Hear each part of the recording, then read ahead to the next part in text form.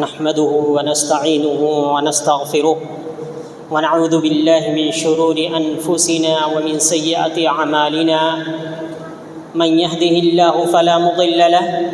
ومن يضلله فلا هادي له وأشهد أن لا إله إلا الله وحده لا شريك له وأشهد أن محمدًا عبده ورسوله أما بعد فإن خير الحديث كتاب الله وخير الهدي هدي محمد صلى الله عليه وسلم وشر الأمور محدثاتها وكل محدثة بدعة وكل بدعة ضلالة وكل ضلالة في النار فأعوذ بالله من الشيطان الرجيم بسم الله الرحمن الرحيم ومن يتوكل على الله فهو حسبه وقال تعالى في موضع آخر قل أتعبدون من دون الله ما لا ينفعكم ولا يضركم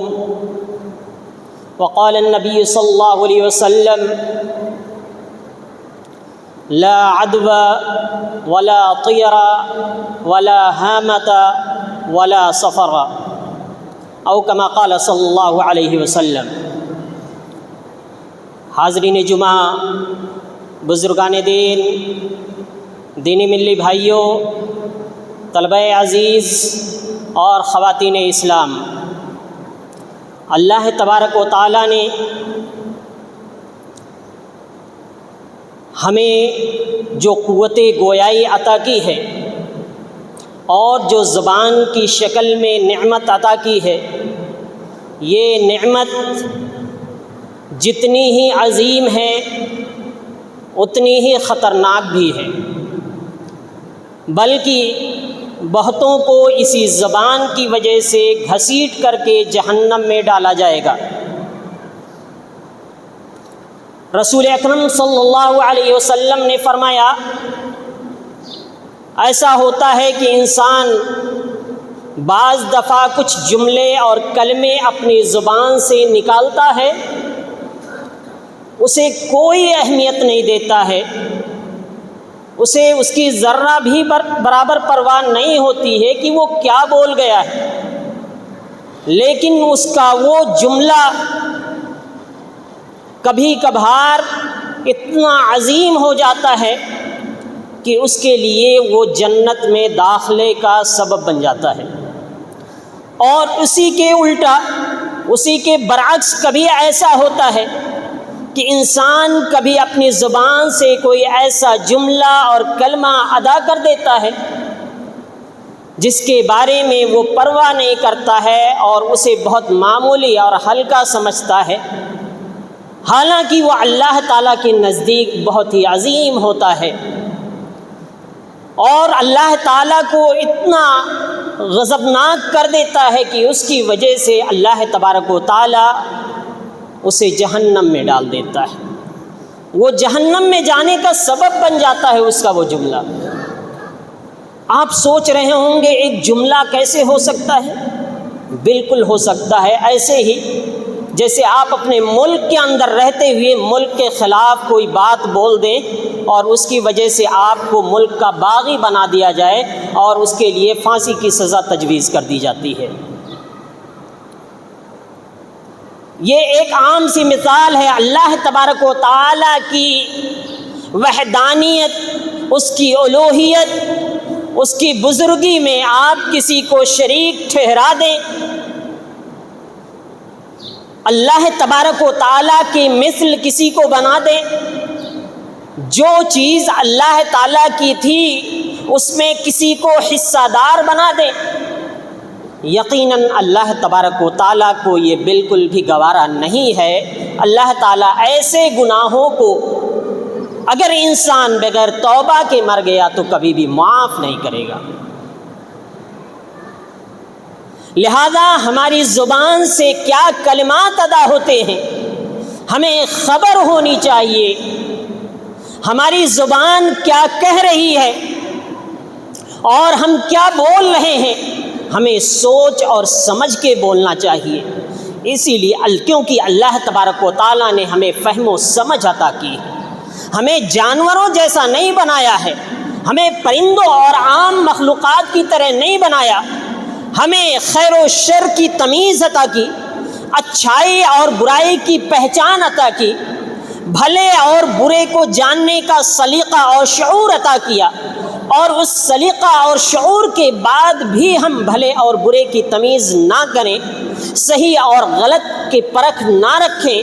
کیا بولنا چاہیے کیا نہیں بولنا چاہیے اس کا خیال نہ رکھیں، تو یقیناً ہمارا مواخذہ ہوگا اور لازمی طور پر ہوگا۔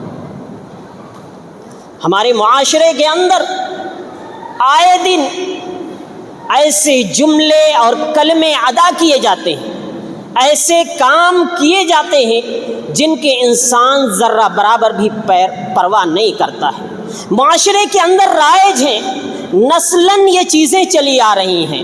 دیگر قوموں سے یہ چیزیں چلی آئی ہیں، دیگر مذاہب سے ہم نے لے لیا، یا تو وہاں کے معاشرے میں رہنے کی وجہ سے، یا غلط رسوم و رواج میں رہنے کی وجہ سے، یا دین کا صحیح علم نہ ہونے کی وجہ سے اس طرح کے جملے اور کلمے ادا کیے جاتے ہیں، اور اس طرح کے غلط کام کیے اور کہے جاتے ہیں، اس طرح کے غلط تصورات رکھے جاتے ہیں، جس کی وجہ سے بعض دفعہ انسان نہایت ہی گمراہی کا شکار ہو جاتا ہے، بلکہ شرک تک کر بیٹھتا ہے، اور اللہ تبارک و تعالیٰ کی ناراضگی اور غضب کا باعث بن جاتا ہے، اور اللہ تعالیٰ کے غضب کا مستحق ٹھہرتا ہے۔ ذرا سوچئے، بعض دفعہ ہوتا ہے ہماری زبان سے، آپ بعض دکان والوں کے پاس جائیں گے تو سننے میں ملے گا کہ کسٹمر جو ہوتا ہے وہ بھگوان ہوتا ہے۔ بعض لوگوں کا حال یہ ہوتا ہے، اگر صبح کوئی پہنچ گیا تو ان کو کبھی ادھار نہیں دیں گے، پہلا کسٹمر پہنچ گیا، ان کا عقیدہ ہوتا ہے کہ اگر ہم نے اس کو ادھار دے دیا تو پورا دن ہمارا خراب چلا جائے گا۔ پہلا کسٹمر اگر روٹھ کے چلا گیا، اس نے خریداری نہیں کی، تو تصور کرتے ہیں ہمارا پورا دن خراب جائے گا۔ اس لیے اونے پونے جو بھی ریٹ ہو، کم سے کم ریٹ پہ اگر ضرورت پڑی تو پوری جو خریداری کا بھاؤ ہے اس پہ بھی دینے کے لیے تیار ہو جاتے ہیں۔ یہ ہمارے معاشرے کے اندر یہ چیز موجود ہے، اس کو لوگ کرتے ہیں، یہ تصور اور عقیدہ رکھتے ہیں۔ بلی اگر سامنے سے راستے سے گزر گئی، ہم نکلے تھے کام کے لیے، تو کہتے ہیں بلی نے راستہ کاٹ دیا، کام اچھا نہیں ہوگا، غلط ہوگا۔ کیا بلی کو اتنی طاقت ہے کہ ہمیں ہمارے اچھائی اور برائی کا فیصلہ کر سکے؟ کیا وہ اس وقت میں اتنی طاقت ہے کہ اگر ہم پہلی بار نہیں بیچے تو پھر وہ چیز نہیں بکے گی؟ یہ سب تصور، یہ سب عقیدے ہماری تباہی اور بربادی کا ذریعہ ہیں، یہ ہمیں شرک تک لے جاتے ہیں۔ بالکل ایسے ہی جیسے ہمارے معاشرے کے اندر رائج ہے کہ اگر بلی نے راستہ کاٹ دیا تو ہمارا کام اچھا نہیں ہوگا، ایسے ہی عرب کیا کرتے تھے کہ وہ پرندے اڑایا کرتے تھے، اگر پرندہ دائیں جانب اڑ گیا تو ہمارا کام ہوگا، اور اگر بائیں جانب اڑ گیا تو ہمارا کام نہیں ہوگا، لہذا کام چھوڑ کر کے واپس آ جاتے تھے، کام ہی نہیں کرتے تھے، جاتے ہی نہیں تھے۔ کیا پرندے کے اندر اتنی طاقت ہے کہ ہمارے کام کو بگاڑ دے، دائیں طرف اڑ کر کے یا بائیں طرف اڑ کر کے؟ کیا پرندوں کو یہ اختیار ہے؟ اگر نفع و نقصان کا کوئی مالک ہے تو صرف اور صرف اللہ تعالیٰ کی ذات ہے۔ اللہ تبارک و تعالیٰ نے فرمایا، تمہارا کیا خیال ہے؟ ان ارادنی اللہ بضر هل هن کاشفات ضر، بتاؤ جن کی تم عبادت کرتے ہو کہ اگر اللہ تبارک و تعالیٰ میرے ساتھ کسی نقصان کا معاملہ کرنا چاہتا ہے، کوئی نقصان پہنچانا چاہتا ہے، تو کیا تمہارے یہ معبود ہمارے نقصان کو ٹال دیں گے، ہم سے نقصان کو دور کر دیں گے؟ کہیں پر فرمایا کہ تم بتاؤ جن کی عبادت کرتے ہو، کیا وہ تمہارے لیے کسی نفع اور نقصان کے مالک ہیں؟ بالکل بھی نہیں، نفع اور نقصان کا مالک صرف اور صرف اللہ تبارک و تعالی۔ ہمارے دل کے اندر، ہمارے ذہنوں کے اندر یہ جو وسوسے آتے ہیں اور اس طرح کی توہم پرستی، کسی چیز کو منحوس سمجھنا، بعض لوگ بعض دنوں کو گالی دیتے ہیں، کہتے ہیں یہ دن بڑا منحوس ہے۔ دن منحوس نہیں ہوتا ہے، ہمارے برے اعمال ہوتے ہیں جو ہمارے لیے برائی کا سبب بن جاتے ہیں، ہمارے لیے عذاب کا سبب بن جاتے ہیں۔ دن اور ایام یہ منحوس نہیں ہوا کرتے ہیں، بلکہ رسول اکرم صلی اللہ علیہ وسلم نے فرمایا، اللہ تبارک و تعالیٰ کہتا ہے یؤذین ابن آدم، کہ ابن آدم مجھے تکلیف دیتا ہے، ایذا دیتا ہے، یسب الدہر وعن الدہر اقلب اللیل والنہار، کیسے تکلیف دیتا ہے؟ وہ زمانے کو گالی دیتا ہے، وقت کو گالی دیتا ہے، دن اور ایام کو گالی دیتا ہے کہ دن برا ہے، رات بری ہے، زمانہ برا ہے، حالانکہ اس کے اعمال برے ہوتے ہیں، وہ خود برا ہوتا ہے۔ فرمایا کہ زمانے کو گالی دیتا ہے، حالانکہ زمانہ میں ہوں۔ کیونکہ اقلب اللیل والنہار، دن اور رات کو پلٹنے والا میں ہی ہوں، جو دن لاتا ہوں، رات لاتا ہوں، وہ میں لاتا ہوں۔ دن میں کمی نہیں ہوتی ہے، رات میں کمی نہیں ہوتی ہے، زمانے میں کمی نہیں ہوتی ہے، کمی ہمارے اعمال میں ہوتی ہے، کمی ہمارے کردار میں ہوتی ہے۔ ہمارے معصیت ہمارے لیے آفت اور مصیبت بن جاتے ہیں، ہمارے گناہ ہماری تباہی و بربادی کا ذریعہ بن جاتے ہیں۔ ہاں، معصیت یہ ہمارے لیے تباہی کا سبب ہے، جن کی وجہ سے ہم پریشان ہوتے ہیں۔ اسی لیے رسول اکرم صلی اللہ علیہ وسلم جب اصحاب الحجر کی زمین سے گزرے تو اس وقت رسول اکرم صلی اللہ علیہ وسلم نے صحابہ کرام سے فرمایا، لا تدخلوا على هؤلاء القوم الا ان تكونوا باکین، کہ تم ایسے لوگوں کی سرزمین پر مت داخل ہو مگر تمہارے آنکھوں سے آنسو جاری ہو، تم ڈرے ہوئے ہو، روتے ہوئے ہو، اللہ تعالیٰ کا خوف تمہارے دلوں کے اندر ہونا چاہیے کہ اللہ تعالیٰ نے کس طرح سے ان قوموں کو ہلاک کیا، ان کے گناہوں کی وجہ سے، ان کے جرم کی وجہ سے۔ صحیح بخاری کی دوسری روایت میں ہے، رسول اکرم صلی اللہ علیہ وسلم نے فرمایا کہ نہ تو اس کا پانی پیو، اس زمین کا، اس کے کنویں کے پانی بھی نہ پیو، اور نہ ہی اس سے آٹا گوندھو، نہ ہی اپنے جانوروں کو پلاؤ۔ صحابہ کرام نے کہا کہ اللہ کے رسول صلی اللہ علیہ وسلم، ہم نے تو آٹے گوندھ لیے۔ آپ نے فرمایا کہ آٹے پھینک دو، وہ پانی پھینک دو جو تم نے اس سرزمین سے بھرے ہیں۔ دوسری حدیث میں صحیح بخاری کے ہے کہ رسول اکرم صلی اللہ علیہ وسلم نے اپنے چہرے پر چادر لپیٹ لی، یعنی جو گناہ ہم سے سرزد ہوتے ہیں، جو جرم ہم سے سرزد ہوتے ہیں، ان کے اثرات ہوتے ہیں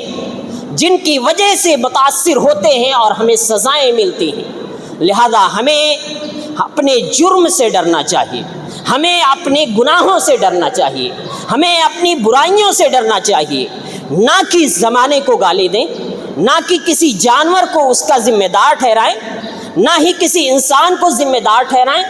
کہ کہہ دیں یہ شخص لنگڑا ہے تو اس کی وجہ سے اگر یہ سامنے آ گیا تو یہ منحوس ہے، اس کی وجہ سے ہمارا کام بگڑ جائے گا، یہ شخص نابینا ہے، اندھا ہے، یہ آ گیا اس کی وجہ سے ہمارا کام بگڑ جائے گا۔ یہ تو بالکل وہی طریقہ ہے جو فرعون نے اختیار کیا تھا۔ موسیٰ علیہ السلام نے کہا تھا، سے کہتے تھے ان تصیبہم سیئۃ یطیروا بموسیٰ ومن معہ، کہ اگر فرعون کو اور اس کے قوم والوں کو کوئی برائی اور مصیبت پہنچتی تھی تو اس کی نحوست موسیٰ علیہ السلام اور آپ کے متبعین پر ڈال دیتے تھے کہ ہم پر یہ جو مصیبت آئی ہے، ہم پر یہ جو پریشانی آئی ہے، اس کی وجہ، اس کے سبب موسیٰ علیہ السلام ہیں اور ان کے ماننے والے ہیں۔ یہ نہیں کہتے کہ اس کی وجہ ہمارے اوپر جو مصیبتیں آئی ہیں ہم خود ہیں، ہمارے کردار ہیں، ہمارے اعمال ہیں۔ اللہ تبارک و تعالیٰ نے کہا الا انما طائرهم عند اللہ، کہ نہیں یہ اللہ تعالیٰ کے پاس ہے، یعنی اللہ تعالیٰ کی طرف سے ان پر یہ مصیبتیں آئی ہیں ان کے جرم کی وجہ سے، ان کے گناہوں کی وجہ سے۔ اسی وجہ سے رسول اکرم صلی اللہ علیہ وسلم نے واضح طور پر فرما دیا لا طیرہ ولا حامۃ ولا سفر،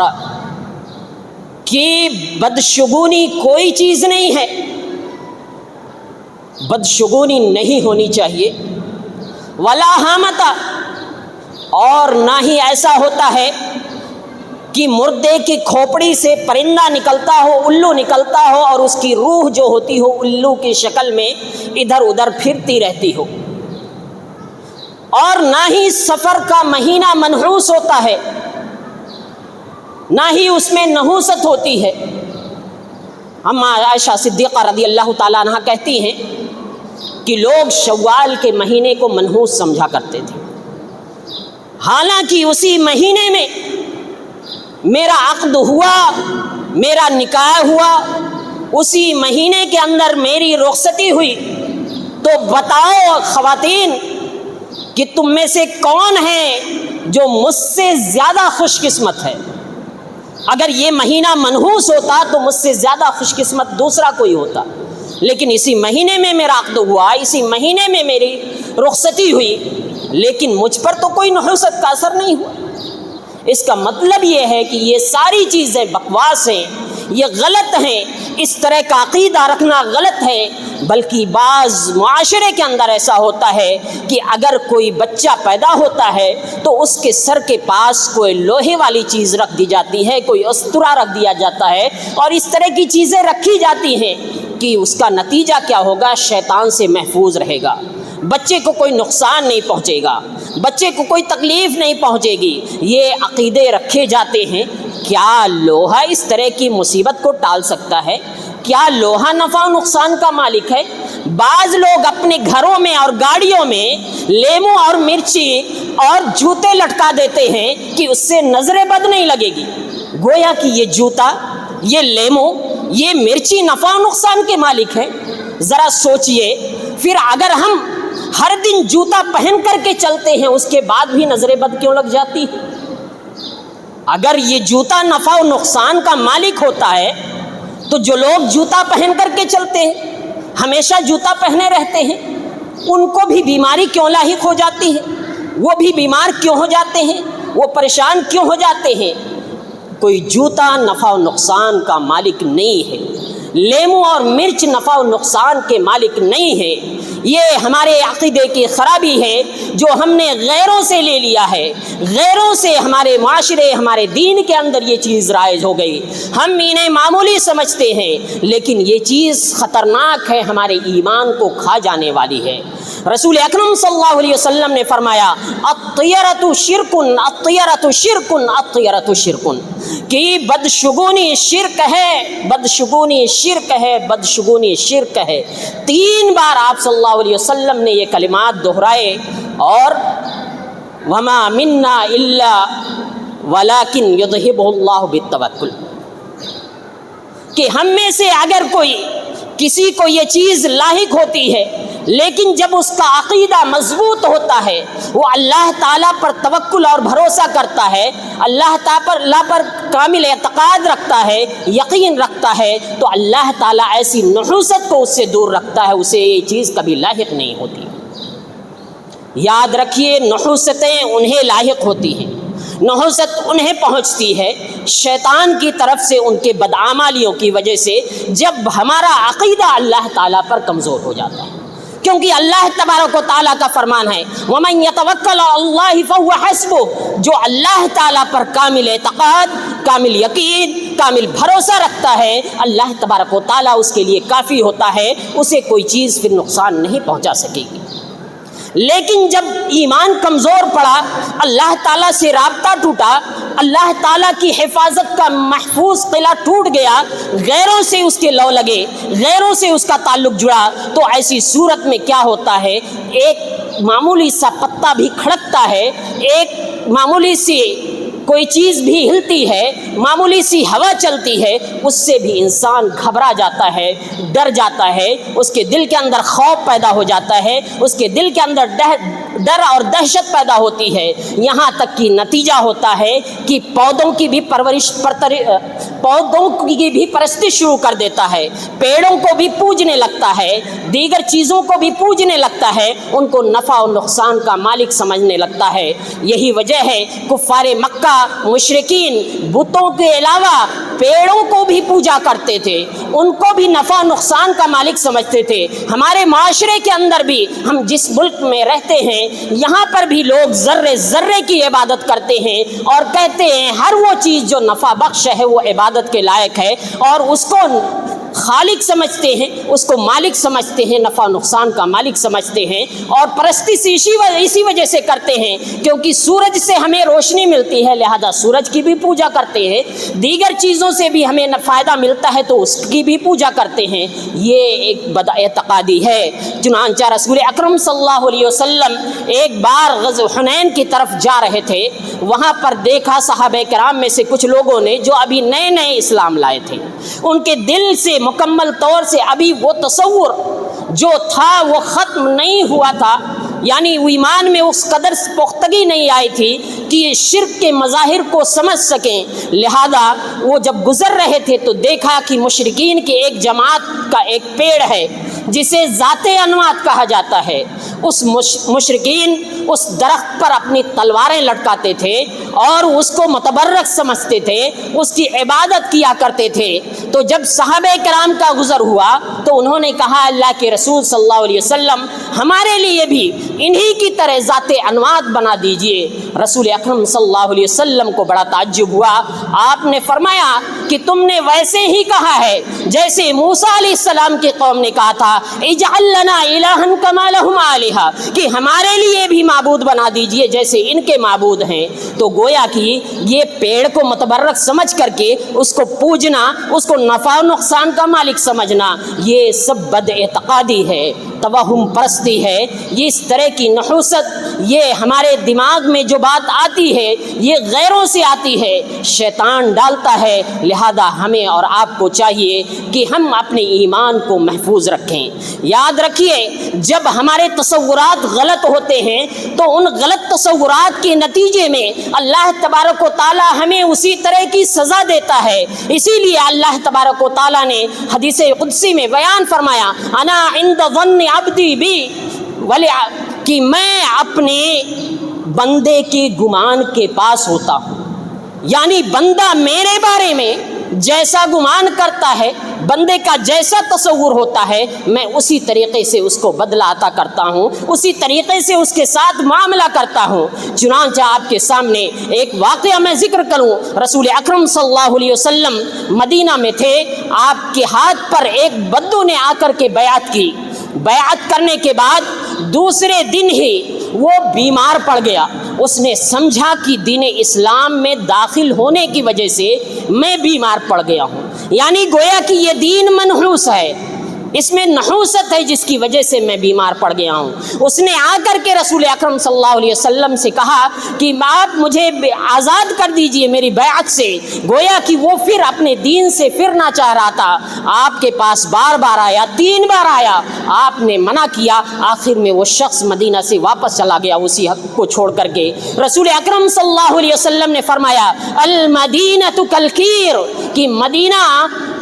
لوہے آگ کی بھٹی کی طرح ہے، تنفی خبثها، اس کی گندگی کو نکال پھینکتی ہے، وینصع طیبها، اور اس کی جو پاک چیز ہوتی ہے، اچھی چیز ہوتی ہے، وہاں کھری چیز وہاں پہ رہ جاتی ہے۔ اور اسی وجہ سے یہ شخص گویا کہ وہاں سے چلا گیا اپنی اس بدعقیدگی کی وجہ سے۔ تو ایک انسان کا جب عقیدہ ہوتا ہے، جس طرح کا عقیدہ ہوتا ہے، اس عقیدے کے نتیجے میں اسے اسی طرح کا معاملہ بھی اللہ تبارک و تعالیٰ کرتا ہے، اسے سزائیں بھی دیتا ہے۔ لہذا ہمیں اور آپ کو چاہیے کہ ہم اپنے عقیدے کو درست رکھیں، ہم یہ سمجھیں کہ نفع و نقصان کا مالک صرف اور صرف اللہ تبارک و تعالیٰ کی ذات ہے، کوئی دوسرا نفع و نقصان کا مالک نہیں ہے۔ نہ تو بلی ہمارے سامنے گزرنے کی وجہ سے کوئی نفع پہنچا سکتی ہے، نہ نقصان، نہ ہی کوئی پرندہ ہمارے سامنے سے اڑ کر کے نفع پہنچا سکتا ہے، نہ ہی نقصان، نہ ہی نہ ہی بچے کے سر کے پاس رکھا ہوا لوہا کوئی نفع پہنچا سکتا ہے، نہ ہی نقصان، نہ ہی لیمو اور مرچ کوئی نفع پہنچا سکتے ہیں، نہ ہی کوئی نقصان، نہ ہی جوتے کو لٹکانا کسی چیز کو نظر بد سے بچا سکتا ہے، اور نہ ہی کوئی نفع و نقصان پہنچا سکتا ہے۔ ہر جگہ ہر حال میں نفع و نقصان کا مالک صرف اور صرف اللہ تبارک و تعالی ہے۔ ہاں، ہمیں سنت کے مطابق رسول اکرم صلی اللہ علیہ وسلم نے جو طریقہ سکھایا ہے کہ ہم جب کوئی کام کرنے جائیں، ہمیں اختیار کرنا ہو، ہمیں چننا ہو، ہمیں سوچنا ہو کہ ہمیں یہ کام کرنا چاہیے کہ نہیں کرنا چاہیے، ہمارے حق میں یہ کام بہتر ہوگا کہ نہیں ہوگا، رسول اکرم صلی اللہ علیہ وسلم نے اس کے لیے طریقہ بتایا کہ انسان 2 رکعت صلاۃ ادا کرے، 2 رکعت صلاۃ ادا کرنے کے بعد دعائے استخارہ پڑھے، استخارہ کی صلاۃ ادا کرے، اس میں دعا پڑھے، اللہم انی استخیرک بعلمک وقدرتک، مکمل دعا پڑھے۔ اس دعا کو پڑھنے کے ساتھ اس میں حاجت اور ضرورت کو ذکر کرے، جو حاجت ہے، جو کام ہے، جو ضرورت ہے، اور اللہ تعالیٰ سے کہیں کہ اگر یہ میرے لیے بہتر ہو تو اس کو میرے لیے مقدر کر دے، اس کو میرے لیے آسان کر دے، اور اگر یہ چیز میرے لیے نفع بخش نہیں ہے، یہ چیز میرے لیے نقصان دہ ہے، تو مجھ کو اس سے دور کر دے، اس کو مجھ سے دور کر دے۔ اس طریقے سے دعا کرے، یہ طریقہ اپنائے، یہ اسلامی طریقہ ہے، اسلام نے ہمیں سکھایا ہے، ہمیں اس پر عمل کرنا چاہیے، نہ کہ غلط طریقے اور رواج کو اپنا کر کے جو ہمارے ایمان کے لیے خطرناک ہے۔ چنانچہ ہمارے معاشرے کے اندر آپ دیکھیں گے بہت ساری جگہوں پر ایسا عقیدہ پایا جاتا ہے کہ کچھ لوگ ہوتے ہیں جو 13 نمبر کو نہیں رکھتے ہیں، نہ تو اپنی سیٹوں کے اندر، نہ ہی اپنے محلوں کے اندر، نہ ہی اپنے لفٹ کے اندر، کیونکہ وہ اس نمبر کو منحوس سمجھتے ہیں کہ یہ نمبر نقصان دہ ہے، یہ نمبر ہوگا تو یہ خطرناک ہوگا۔ یہ ایک بدعقیدگی ہے، ہمیں اور آپ کو اس بدعقیدگی سے بچنا چاہیے۔ ہمیں اللہ تبارک و تعالیٰ کی ذات پر بھروسہ رکھنا چاہیے، کیونکہ وہی نفع اور نقصان کا مالک ہے۔ لہذا اللہ تبارک و تعالیٰ سے دعا ہے کہ الہ العالمین تو ہم سب کے عقیدے کی اصلاح فرما، الہ العالمین تو ہم سب کو بدعقیدگی سے بچا، ہمیں جب تک زندہ رکھ دین اسلام پر، جب بھی ہمارا خاتمہ ہو ایمان کی حالت میں ہو، آمین۔ وآخر دعوانا الحمدللہ رب العالمین۔ بارک اللہ لنا ولکم فی القرآن العظیم ونفعنی وإیاکم بالآیات والذکر الحکیم، انہ تعالی جواد کریم مالک رؤوف رحیم۔